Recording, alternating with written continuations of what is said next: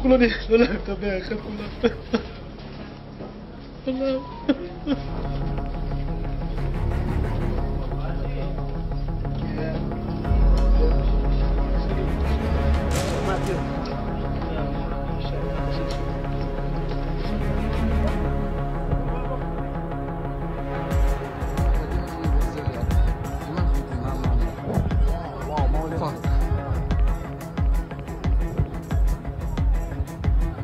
Seriously, it's really living hell. Never seen something like this. I've been in two wars in my life, and never seen anything like this.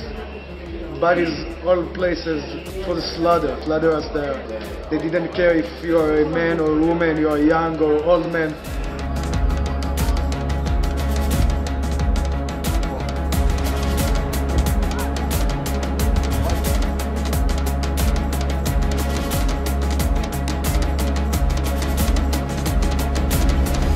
שתי אנשים אופנועים על הכביש עם קלצ'ניקוב שהתחילו לרסס אותנו תוך כדי שאנחנו נוסעים.